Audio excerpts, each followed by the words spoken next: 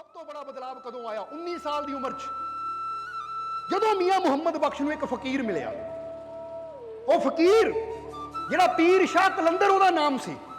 ਉਹ ਫਕੀਰ ਦਾ ਨਾਮ ਕੀ ਸੀ? ਪੀਰ ਸ਼ਾਹ ਕਲੰਦਰ। ਜਦੋਂ ਪੀਰ ਸ਼ਾਹ ਕਲੰਦਰ ਦੇ ਨਾਲ ਮੁਲਾਕਾਤ ਹੋਈ ਤਾਂ ਉਸ ਵੇਲੇ ਮੀਆਂ ਮੁਹੰਮਦ ਬਖਸ਼ ਨੇ ਤਾਂ ਆਮ ਫਕੀਰ ਸਮਝ ਕੇ ਉਹਨਾਂ ਕੋਲ ਚਲੇ ਗਏ, ਜਿੱਦਾਂ ਆਦਤ ਸੀ ਜਿਹੜਾ ਫਕੀਰ ਆ ਗਿਆ ਉਹਨਾਂ ਕੋਲ ਬੈਠਣਾ। ਪਰ ਜਦੋਂ ਪੀਰ ਸ਼ਾਹ ਕਲੰਦਰ ਦੇ ਦਰਸ਼ਨ ਹੋਏ, ਉਹਨਾਂ ਕੋਲ ਬੈਠੇ, ਤਾਂ ਉਸ ਵੇਲੇ ਪੀਰ ਸ਼ਾਹ ਕਲੰਦਰ ਨੇ ਮੀਆਂ ਮੁਹੰਮਦ ਬਖਸ਼ ਨੂੰ ਦੇਖਿਆ। ਕਿਉਂਕਿ ਦੇਖਿਆ ਕਿ ਜਿੱਦਾਂ ਇੱਕ ਮਾਲੀ ਦੇਖ ਲੈਂਦਾ ਨਾ, ਇੱਕ ਬੀਜ ਹੈ ਜਿਹਦੇ ਅੰਦਰ ਬਹੁਤ ਬੜਾ ਪੇੜ ਛੁਪਿਆ ਹੋਇਆ ਹੈ, ਬਸ ਹੁਣ ਇਹ ਬੀਜ ਨੂੰ ਬ੍ਰਿਕਸ਼ ਬਣਾਉਣਾ ਹੈ। ਇਸ ਲਈ ਮਾਲੀ ਬੀਜ ਚੁਣ ਕੇ ਬੀਜਦਾ ਹੈ। ਹੁਣ ਜੇ ਮਾਲੀ ਨੂੰ ਤੁਸੀਂ ਕੋਈ ਸੜਿਆ ਗਲਿਆ ਬੀਜ ਦੇ ਦਿਓ ਤਾਂ ਮਾਲੀ ਨੇ ਉੱਤੇ ਮਿਹਨਤ ਨਹੀਂ ਕਰਨੀ, ਉਹਨਾਂ ਕਹਿਣਾ ਫਾਇਦਾ ਕੀ ਮਿਹਨਤ ਕਰਨ ਦਾ, ਇਹ 'ਚੋਂ ਤਾਂ ਫਲ ਆਣਾ ਹੀ ਨਹੀਂ ਹੈ। ਇਸ ਲਈ ਪੀਰ ਸ਼ਾਹ ਕਲੰਦਰ ਦੀ ਨਜ਼ਰ ਜਦੋਂ ਮੁਹੰਮਦ ਬਖਸ਼ ਤੇ ਗਈ, ਦੇਖ ਲਿਆ ਇਹ ਤਾਂ ਉਹ ਬੀਜ ਹੈ ਜਿਹਦੇ ਅੰਦਰ ਉਹ ਬ੍ਰਿਕਸ਼ ਹੈ ਜਿਹਨਾਂ ਕਈਆਂ ਨੂੰ ਠੰਡੀ ਛਾਂ ਦੇਣੀ ਹੈ। ਇਸ ਲਈ ਹੁਣ ਇਹ ਬੀਜ ਨੂੰ ਬ੍ਰਿਕਸ਼ ਕਿੱਦਾਂ ਬਣਾਇਆ ਜਾਵੇ, ਔਰ ਬੀਜ ਨੂੰ ਬ੍ਰਿਕਸ਼ ਬਣਾਉਣ ਵਾਸਤੇ ਬੀਜ ਦਾ ਜ਼ਮੀਨ ਤੱਕ ਪਹੁੰਚਣਾ ਜ਼ਰੂਰੀ ਹੈ। ਜੇ ਬੀਜ ਘਰ ਪਿਆ ਤਾਂ ਉਹਦੇ ਨਾਲ ਬ੍ਰਿਕਸ਼ ਨਹੀਂ ਬਣਨਾ। ਘਰੋਂ ਚੱਕੋ, ਜਾ ਕੇ ਖੇਤ ਵਿੱਚ ਉਹ ਜਗ੍ਹਾ ਜ਼ਮੀਨ 'ਚ ਬੋ ਦਿਓ, ਫਿਰ ਉਹ ਬ੍ਰਿਕਸ਼ ਬਣਨਾ ਹੈ। ਹੁਣ ਦੇਖ ਲਿਆ ਜੀ ਘਰ ਦੇ ਵਿੱਚ ਬੈਠਾ ਹੈ, ਯਾਨੀ ਆਪਣੇ ਨਗਰ ਵਿੱਚ ਬੈਠਾ ਮੀਆਂ ਮੁਹੰਮਦ ਬਖਸ਼, ਇੱਥੇ ਇਹ ਬੀਜ ਨੇ ਬੀਜ ਹੀ ਰਹਿ ਜਾਣਾ ਹੈ। ਇਹਦੇ ਅੰਦਰ ਬਹੁਤ ਬੜਾ ਬ੍ਰਿਕਸ਼ ਹੈ ਜਿਹਨਾਂ ਪੂਰੀ ਦੁਨੀਆ ਨੂੰ ਅਗਿਆਨ ਦੀ ਠੰਡੀ ਛਾਂ ਦੇਣੀ ਹੈ।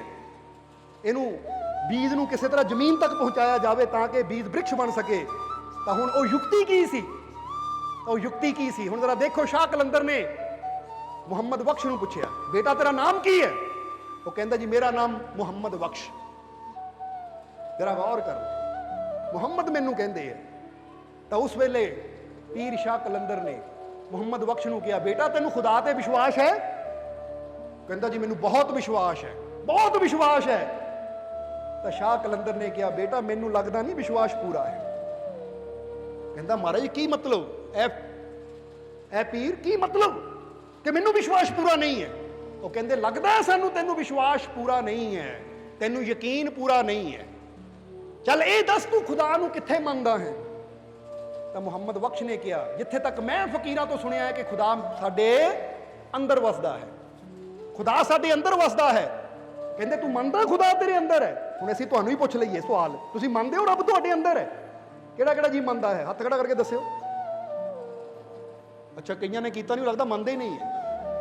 ਇਹੀ ਤਾਂ ਦੁੱਖਾਂ ਦਾ ਕਾਰਨ, ਉਹ ਮੰਨਦੇ ਰੱਬ ਤਾਂ ਦੂਰ ਹੈ, ਸ਼ੈਤਾਨ ਮੇਰੇ ਅੰਦਰ ਹੈ। ਸ਼ੈਤਾਨ ਨੂੰ ਅਸੀਂ ਅੰਦਰ ਮੰਨਦੇ ਆ, ਭਗਵਾਨ ਨੂੰ ਦੂਰ ਮੰਨਦੇ, ਤਾਂ ਹੀ ਦੁਖੀ। ਸੋ ਜਦੋਂ ਮੰਨ ਲਿਆ ਕਿ ਰੱਬ ਸਾਡੇ ਅੰਦਰ ਹੈ, ਤਾਂ ਹੁਣ ਜਰਾ ਗੌਰ ਕਰੋ, ਜੇ ਤੁਸੀਂ ਵੀ ਮੰਨਦੇ ਹੋ ਕਿ ਰੱਬ ਤੁਹਾਡੇ ਅੰਦਰ ਹੈ, ਪਰਮਾਤਮਾ ਤੁਹਾਡੇ ਅੰਦਰ ਹੈ, ਤਾਂ ਇਹੀ ਕਹਾਂਗੇ ਹਾਲੇ ਫਿਰ ਤੁਹਾਡੀ ਸ਼ਰਧਾ, ਤੁਹਾਡਾ ਵਿਸ਼ਵਾਸ ਪੂਰਾ ਨਹੀਂ ਹੈ। ਜਿਹਦਾ ਸ਼ਾਹ ਕਲੰਦਰ ਨੇ ਮੁਹੰਮਦ ਬਖਸ਼ ਨੂੰ ਕਿਹਾ ਕਿ ਬੇਟਾ ਜੇ ਤੂੰ ਮੰਨਦਾ ਰੱਬ ਤੇਰੇ ਅੰਦਰ ਹੈ ਤਾਂ ਤੇਰਾ ਵਿਸ਼ਵਾਸ ਵੀ ਪੂਰਾ ਨਹੀਂ ਹੈ, ਕਿ ਤੂੰ ਸਿਰਫ ਕਹਿੰਦਾ ਆ ਕਿ ਰੱਬ ਮੇਰੇ ਅੰਦਰ ਹੈ, ਹਾਲੇ ਪੂਰੀ ਤਰ੍ਹਾਂ ਵਿਸ਼ਵਾਸ ਨਹੀਂ ਹੈ, ਯਕੀਨ ਨਹੀਂ ਹੈ ਕਿ ਰੱਬ ਮੇਰੇ ਅੰਦਰ ਹੈ। ਮੁਹੰਮਦ ਬਖਸ਼ ਨੇ ਕਿਹਾ ਜੀ ਕੀ ਮਤਲਬ? ਤਾਂ ਉਸ ਵੇਲੇ ਸ਼ਾਹ ਕਲੰਦਰ ਨੇ ਇੱਕ ਕਹਾਣੀ ਸੁਣਾਈ। ਕਹਿੰਦੇ ਬੇਟਾ ਮੇਰੀ ਇੱਕ ਕਹਾਣੀ ਦਾ ਜਵਾਬ ਨਹੀਂ, ਸਵਾਲ ਦਾ ਜਵਾਬ ਨਹੀਂ, ਕਿ ਇੱਕ ਦਿਨ ਮੈਂ ਸਫ਼ਰ ਕਰਦਾ ਕਰਦਾ ਇੱਕ ਇਦਾਂ ਦੀ ਜਗ੍ਹਾ ਪਹੁੰਚਿਆ ਜਿੱਥੇ ਇੱਕ ਸਰਾਂ ਸੀ। ਉਹ ਸਰਾਂ ਦੇ ਵਿੱਚ ਇੱਕੋ ਹੀ ਕਮਰਾ ਖਾਲੀ, ਬਾਕੀ ਕਮਰੇ ਭਰੇ ਹੋਏ ਸੀ। ਜਦੋਂ ਮੈਂ ਉਸ ਸਰਾਂ 'ਚ ਰੁਕਣ ਗਿਆ ਤਾਂ ਸਰਾਂ ਦੇ ਮਾਲਿਕ ਨੇ ਕਿਹਾ ਕਿ ਮਹਾਰਾਜ ਸਰਾਂ ਤਾਂ ਭਰੀ ਹੋਈ ਹੈ, ਪਰ ਤੁਸੀਂ ਫਕੀਰ ਹੋ, ਤੁਹਾਨੂੰ ਨਾ ਨਹੀਂ ਕਰ ਸਕਦਾ। ਇੱਕ ਕਮਰਾ ਮੇਰੇ ਕੋਲ ਹੈ, ਉੱਥੇ ਇੱਕੋ ਹੀ ਆਦਮੀ ਰੁਕਿਆ ਹੋਇਆ ਹੈ, ਉਹਨੂੰ ਬੇਨਤੀ ਕਰਕੇ ਮੈਂ ਕਿਸੇ ਤਰ੍ਹਾਂ ਤੁਹਾਨੂੰ ਉਹਦੇ ਨਾਲ ਠਹਿਰਾ ਸਕਦਾ ਹੈ। ਜੇ ਤੁਹਾਨੂੰ ਕੋਈ ਇਤਰਾਜ਼ ਨਾ ਹੋਵੇ ਤਾਂ ਉਹਦੇ ਨਾਲ ਤੁਸੀਂ ਕਮਰੇ 'ਚ ਰੁਕ ਸਕਦੇ ਹੋ। ਤਾਂ ਉਸ ਲਈ ਸ਼ਾਹ ਕਲੰਦਰ ਕਹਿੰਦੇ ਅਸੀਂ ਕਿਹਾ ਅਸੀਂ ਤਾਂ ਫਕੀਰ ਹੈ ਭਾਈ, ਸਾਨੂੰ ਕੋਈ ਇਤਰਾਜ਼ ਨਹੀਂ, ਉਹਨੂੰ ਇਤਰਾਜ਼ ਨਾ ਹੋਵੇ ਉਹਨੂੰ ਪੁੱਛ ਲੈ। ਸਰਾਂ ਦਾ ਮਾਲਿਕ ਗਿਆ, ਉਸਨੂੰ ਪੁੱਛਿਆ, ਉਹ ਕਹਿੰਦਾ ਮੈਨੂੰ ਕੋਈ ਇਤਰਾਜ਼ ਨਹੀਂ, ਜੇ ਫਕੀਰ ਹੈ ਤਾਂ ਕੋਈ ਗੱਲ ਨਹੀਂ। ਹੁਣ ਜਦੋਂ ਪੀਰ ਸ਼ਾਹ ਕਲੰਦਰ ਦੱਸਦੇ ਕਿ ਮੈਂ ਉਸ ਸਰਾਂ ਦੇ ਕਮਰੇ 'ਚ ਗਿਆ, ਰਾਤ ਹੋ ਚੁੱਕੀ ਸੀ, ਰਾਤ ਹੋ ਚੁੱਕੀ ਸੀ। ਤਾਂ ਜਦੋਂ ਮੈਂ ਉੱਥੇ ਗਿਆ, ਜਾ ਕੇ ਮੈਂ ਬੈਠਾ ਇੱਕ ਤਰਫ ਚਾਦਰ ਵਿਛਾ ਕੇ, ਤਾਂ ਉਹ ਆਦਮੀ ਜਿਹੜਾ ਉਸ ਕਮਰੇ 'ਚ ਰਹਿਣ ਵਾਲਾ ਸੀ, ਯਾਨੀ ਜਿਹਨੇ ਕਮਰਾ ਲਿਆ ਸੀ ਕਿਰਾਏ ਤੇ, ਉਹ ਮੇਰੇ ਕੋਲ ਆਇਆ, ਹੱਥ ਜੋੜ ਕੇ ਕਹਿਣ ਲੱਗਾ ਕਿ ਤੁਸੀਂ ਇੱਕ ਰੱਬ ਦੇ ਫਕੀਰ ਹੋ, ਇਸ ਲਈ ਮੈਂ ਤੁਹਾਨੂੰ ਪਹਿਲਾਂ ਹੀ ਦੱਸਣਾ ਚਾਹੁੰਦਾ ਹਾਂ, ਕਿਉਂਕਿ ਤੁਸੀਂ ਬਹਿ ਕੇ ਹੋ ਸਕਦਾ ਰੱਬ ਦਾ ਧਿਆਨ ਕਰੋ, ਬੰਦਗੀ ਕਰੋ, ਫਕੀਰਾਂ ਦਾ ਕੰਮ ਹੁੰਦਾ ਰਾਤ ਨੂੰ ਇਬਾਦਤ ਕਰਨਾ, ਪਰ ਮੈਂ ਪਹਿਲਾਂ ਹੀ ਦੱਸ ਦੇਵਾਂ ਮਹਾਰਾਜ ਮੈਂ ਇੱਕ ਚੋਰ ਹਾਂ। ਮੈਂ ਕੀ ਹਾਂ? मैं एक चोर हाँ और मैं इस कमरे च किसी मकसद नाल रुकिया किसी मकसद नाल, और वो मकसद अज रात में ही पूरा होना क्योंकि कल सवेरे फिर वो समा निकल जाना है। इसलिए हो सकता रात को तुहानू खटर पटर की आवाज़ सुने, दीवार नू तोड़न की आवाज़ सुने। सो पहले ही दस देवां, गुस्सा ना करियो, माफ कर दियो, क्योंकि जे मैं ये मौका गवा दिता तो मुड़ के मैनू ये मौका नहीं मिलना। इसलिए पहले ही तुहानू दस देवां, फकीरां ने देखिया जी सच्चाई है, चोर है तो मन भी रहा मैं चोर हाँ। वो कहते नहीं तू जो करना कर भाई, मैं बैठा। मैं जो ध्यान करदा है रब नाल जुड़ जाता तो फिर मैनू पता नहीं लगता बाहर की आवाज़ आ रही है। पर मेरे एक सवाल का जवाब दे दे। शाह कलंदर कहन लगे कि आखिर इदां दा है कि जिहड़ा अज दी रात ही मौका है कल नूं नहीं मिलना, है कि इदां दा? तो चोर ने कहा महाराज आ जिहड़ा नाल दा कमरा है ना, इत्थे खजाना है, क्योंकि राजे दे कोई सैनिक है, कर्मचारी है जिहड़े अज इस खजाने दे संदूक नूं इत्थे लैके बैठे है और सवेर नूं इन्हां ने चले जाना है। और मैं ये खजाना अज दी रात ही चुराना है, क्योंकि मैं जानता कि जो सैनिक थके हुए हैं, बड़ा लंबा सफर करके आए हैं, भोजन कर लिया, इन्होंने नींद आ जानी, मैं हौली हौली ये दीवार दे विच सुराख करना है और वो संदूक नूं उठा के चले जाना है, क्योंकि सवेर होंदे ही इन्होंने अपनी यात्रा तो निकल जाना, फिर मैनू मौका मिलना नहीं। तो फकीर कहते एडी मोटी दीवार तोड़ लेगा रात नूं? वो कहता महाराज दीवार मोटी है कित्थे, पतली जी दीवार है, बस थोड़ी जी कोशिश करने की देर है, मैं तोड़ देनी है। कह के वो चोर टहल रहा है। टहल क्यों रहा है कि कदों मौका मिले, पता लगे कि सैनिक सौ गया तो मैं अपना काम कर लवां, अपना काम कर लवां। तो उस वेले पीर शाह कलंदर मुहम्मद बख्श नूं कहंदे हुण बेटा एक गल दस, हुण वो चोर को इक्को ही मौका है कि वो चोर नूं नींद आएगी? तुसीं भी जवाब दिओ कि वो चोर तसल्ली नाल सोएगा? क्यों नहीं सोएगा? जवाब भी दे दिओ, क्योंकि उन्हें पता है इक्को ही मौका है, नाल दे कमरे एडा वड्डा खजाना है, पतली जी दीवार है, जे हुण ना तोड़ के मैं उन्हें चुराया तो सारी जिंदगी वास्ते मौका हथों निकल जाना है। उन्हें विश्वास है कि नाल खजाना है, क्योंकि उन्हें जानिया है कि है, देखिया है, इसलिए सारी रात वो मौका लभ रहा है, कोशिश कर रहा है कदों मौका मिले तो मैं इन्हूं चक के दौड़ जावां। हुण जरा सोचना, कह के पीर कलंदर शाह चुप हो गए, कहते बेटा तू दस चोर उन्हें पता है नाल दे कमरे च खजाना है और सिर्फ छोटी जी दीवार है, उन्हें नींद नहीं आ रही, चैन नहीं आ रहा, क्योंकि वो मौका लभ रहा है कि कदों मौका मिले तोड़ के मैं ये खजाना लैके दौड़ जावां। वो कहते फिर तू दस बेटा, तेरे अंदर भी वो परमात्मा का खजाना है, बिच निक्की जी पर्दा है, दीवार है, पर तू तो आराम ना सुता पिया है। जे तेनू विश्वास है कि रब का खजाना मेरे अंदर है तो तू कोशिश क्यों नहीं कर रहे उन्हें पाने की?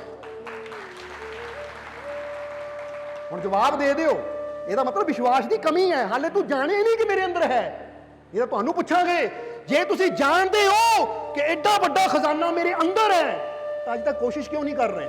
ਇਹਦਾ मतलब यही है कि हाले असीं सिर्फ कहते हाँ कि रब मेरे अंदर है, हाले तक उन्होंने जानिया नहीं तो जिदा चोर नूं पता कि अज की रात का ही मौका है, जे ये मौका निकल गया तो मुड़ के मौका हथ नहीं आना, वो मौका लभ रहा है, चहलकदमी कर रहा है, कदों दीवार तोड़ा तो लैके चला जावां। तो तुहाडे को भी कोई रात का मौका है, एक रात यानी एक जीवन का मौका, एक जन्म का मौका है।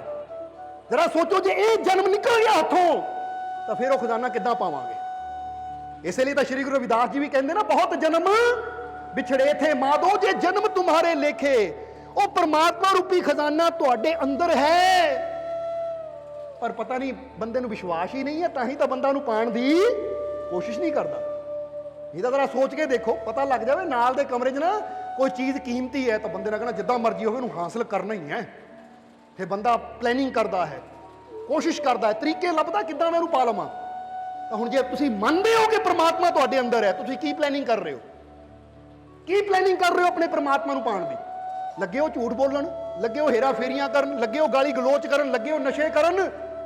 ਇਹਦਾ मतलब है कह तो दिता परमात्मा अंदर है, पर हाले उन्होंने पाण दी कोई कोशिश नहीं है। कोशिश क्यों नहीं है? क्योंकि असीं कहंदे आ सानू पूरा यकीन नहीं है, विश्वास नहीं है कि साडे अंदर है। ये तो बंदा सोचे कि मैं मनदा कि मेरा रब मेरे अंदर है, ਤਾਂ ਫਿਰ ਅੱਜ ਤੱਕ ਪਾਉਣ ਦੀ ਕੋਸ਼ਿਸ਼ ਕਿਉਂ ਨਹੀਂ ਕੀਤੀ?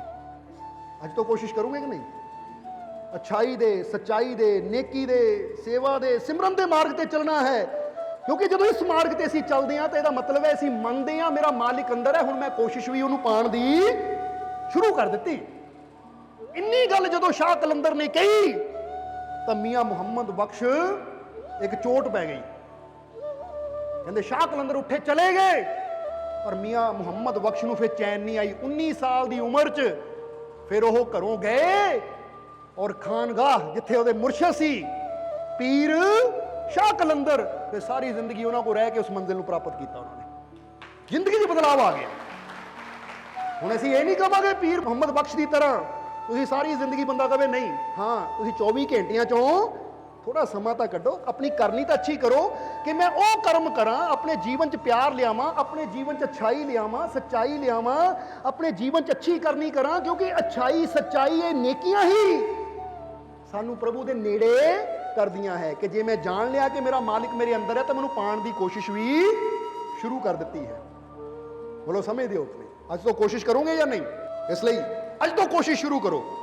और हुण टाइम भी काफ़ी हुंदा जा रहा है, इसलिए सत्संग नूं थोड़ा आखिरले वचनां की तरफ लैके चलिए कि पहला एक बार फिर कहांगे एक कोशिश करनी है। क्योंकि जिद्दां दसिया है मियां मुहम्मद बख्श ने कि इस तन भीतर रब दा खेला देखण वाले थोड़े जी बिन मुर्शद कोई समझ ना पावे रहत कोरे के कोरे जी। कैसे भी मुर्शद वाले बनना है, मुर्शद नाल जुड़ना है ताकि अपने अंदर उस चीज़ नूं समझ सकीए।